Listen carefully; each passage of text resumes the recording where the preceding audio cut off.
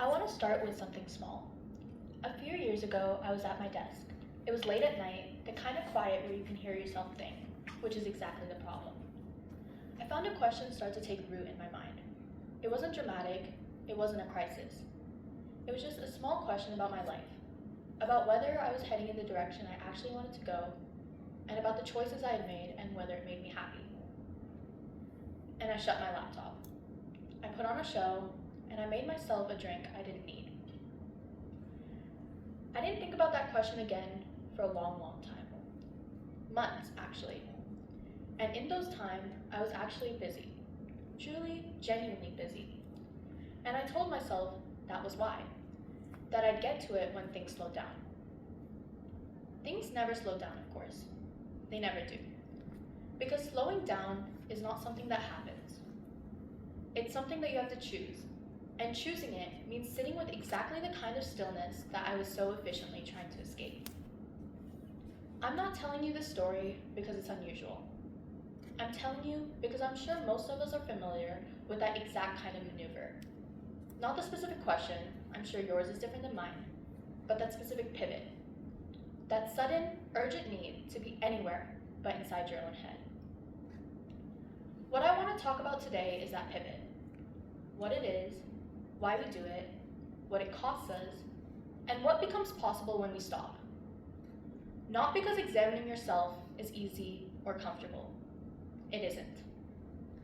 But because those unasked questions don't stay unanswered. They answer themselves, on our behalf, without our permission, through choices we make from that unexamined place. And I think we deserve better than that. What I find most fascinating about self-avoidance is that it never looks like avoidance. It doesn't look like hiding, it doesn't look like fear. It looks like a full schedule. It looks like ambition. It looks like being a good friend, always the one to show up, always the one to help out. It looks like optimizing your morning, learning a new skill, and always being the one to take care of things. It looks like care, responsibility, productivity. All of which are very real things, and all of which can also, under the right circumstances, be extremely effective ways of never having to confine yourself. We're not passive about this, however. We are architects.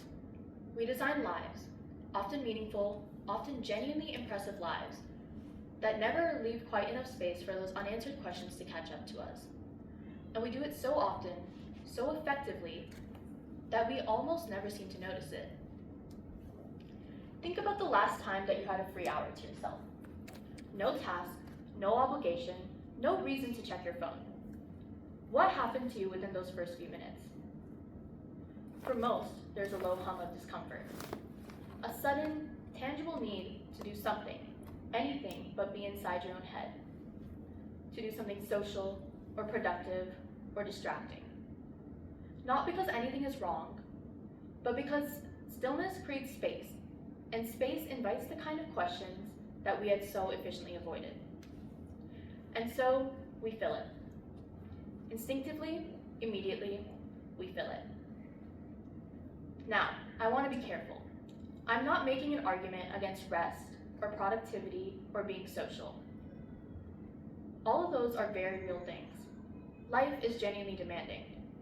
People have real responsibilities and real exhaustion. And so there's a difference between resting and hiding. Watching your favorite show at the end of a hard day is not avoidance, it is recovery. And that is the difference. But most of us, if we're being honest, have stopped asking ourselves about that difference. We've stopped asking, am I resting or am I hiding? Am I doing this because this is something that I want, or because there's something that I want to avoid doing? And that question, just that one, is harder to answer than most people realize. Because the architecture of avoidance is designed to be invisible. It doesn't outright say, I'm keeping you from something. It just keeps you busy. It keeps you moving. It keeps you comfortable. And it keeps you, in some twisted and inescapable way, safe. But safe from what? That's what I want to get into. Everyone has different types of questions that they avoid. But in my own experience, and in watching the people that I love navigate this, there are 3 types that show up most consistently. The first one is direction. Am I moving towards something that I actually want, or am I moving because movement itself has become the point? Because stopping to ask, do I really want this, is more frightening than just continuing. This one shows up more often than people might think. We make a choice, a task, an obligation, a path, a version of ourselves, and we stick to it. Not because we've re-examined it and decided that this is still what I want, but rather because the people that we care about have built expectations around our choice, and changing them feels like a betrayal. Because the cost of starting over is something that is very visible and easy to see. But the cost of not starting over is not. It builds up quietly, silently, in the background of a life. The second is authenticity. Am I being honest with the people around me? And more uncomfortably, am I being honest with myself? Not dishonest in some big dramatic way. Most people aren't lying about huge things. Rather, there are smaller dishonesties. Feelings that we've deemed too uncomfortable to feel. Opinions we've learned not to voice. Parts of ourselves that we've buried because they no longer fit the image that we were trying to maintain. And soon enough, that performance becomes habit, and habit becomes identity. And somewhere through that, we begin to lose the thread back to who we actually are, what we actually feel, what we actually think, and what we truly want. And asking ourselves, am I being honest, risks pulling on that thread. Risks realizing that the distance between who you are and who you've been performing has grown wider without you realizing it. And that is something that is too frightening to voice and even easier to avoid. The third, and I think this one cuts the deepest because it is the hardest one to voice, is worth. Do I truly believe that I deserve the things that I want? People rarely voice this one because it sounds like something private, something confessional, something you'd only admit to people in very specific circumstances and in very specific friend groups. But I've learned that this is one of the most powerful unanswered questions that a person can carry. Because you can work towards something with your whole visible self, your time, your effort, your stated goals. And yet, some part of you has already decided that this is not for you. That people like you don't get this. That wanting it too openly is embarrassing, or arrogant, or naive. And that starts to shape the choices that you make. The risks you take, the opportunities you let pass. And that feeling, usually quiet and usually late at night, begins to come up and begins to fester in more uncomfortable ways than you might have first realized. All of these choices and all of these questions are different for each individual person. But again, it's one of the ones that I see the most consistently coming up. And yet, when people actually try to go and face it, they find that they all have something in common. They all require you to take yourself seriously. They require you to treat your inner self as something worth being examined. And that is something that most people are never taught. For entirely understandable reasons, of course. But it is a habit that everyone must learn. I want to talk about the cost of avoidance, because I think that it is most profoundly overlooked. Most people see avoidance and think of something neutral, that an unasked question just remains unanswered, like an empty room that you see but choose not to step into. But that's not true. Unasked questions don't stay silent.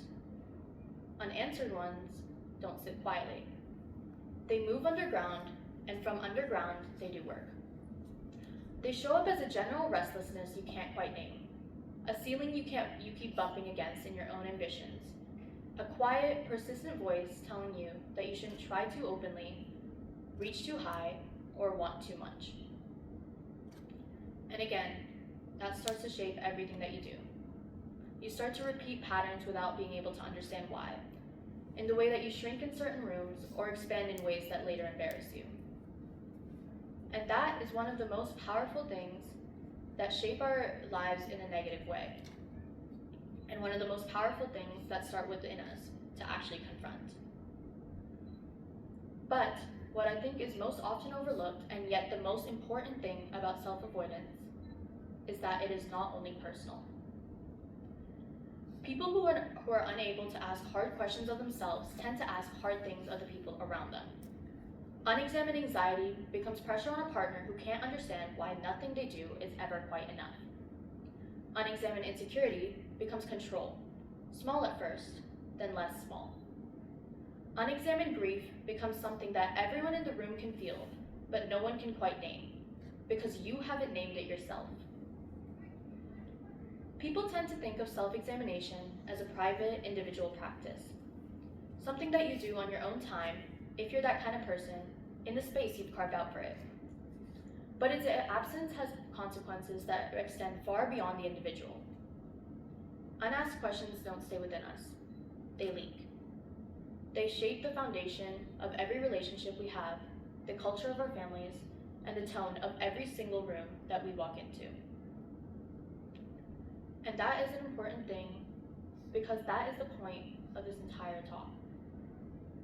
I'm not trying to play the blame game. This is about understanding the true cost of everything in self-avoidance. Not just your sense of self, though that is important, but the quality of presence you're able to offer the people who choose to be around you. I want to say one last thing before I close. Avoidance is not born of weakness. Avoidance is not cowardice or fearfulness or sufficient lack in character. Avoidance is often protection. And I think that is worth being honest about, rather than treating it as another thing to be ashamed of. But there is a difference, and it is an important one, between protection and postponement. Protection says, not yet. I'm not ready. I need more time, more stability, more support, before I can begin to look at what's there. That is wisdom. That is self-acknowledgement. That is knowing your boundaries and respecting them. Postponement says never. And it doesn't say it out loud. It says it through a full calendar that never seems to have a gap, through a life that never slows down enough for the questions to catch up. The goal here is not fearlessness. Fearlessness is not a virtue. It's often just another type of avoidance. It's a refusal to acknowledge that something might mean enough for it to actually be frightening. The goal here is simply to notice, to catch yourself in the pivot, and to understand that there is something there, even if you're not willing to confront it yet. And that noticing, just the acknowledgement of what is there, is harder than it looks, and more sufficient than you realize. It's honesty. And honesty, even uncomfortable honesty, is where everything meaningful starts. Let me end where I began. That quiet night, that question I didn't answer, and that snack I didn't need. What I didn't tell you is that question came back. It always does. Unanswered questions are patient that way. But this time, when it came back, I was in a slightly stiller place. Not because my life had gotten quieter, but because I had grown more willing to sit with discomfort. And this time, I let it stay. I didn't answer it right away. I just let myself sit with the weight of not knowing. And what I found on the other side was not a revelation. It wasn't a transformation. It was something smaller and more durable than that. It was honesty. A quiet, clear piece of honesty that forced myself to confront who I really was. What I'd been telling myself that I'd been wanting versus what I actually wanted. Who I'd been performing versus who I really was. It wasn't comfortable, but it was real. And real, I've noticed, is the only ground worth standing on. So here's what I want to leave you all with today. Not a challenge, not a prescription. Just an invitation. The next time you catch yourself checking your phone when you don't need to, or when you fill a silence that doesn't need to be filled, or when you catch yourself in that pivot because of that urge to be anywhere but inside your own head, just notice it. You don't need to acknowledge it, not today, not yet. Just notice. Because the answers might not be in reach, but it will be at some point, as long as you understand that it exists.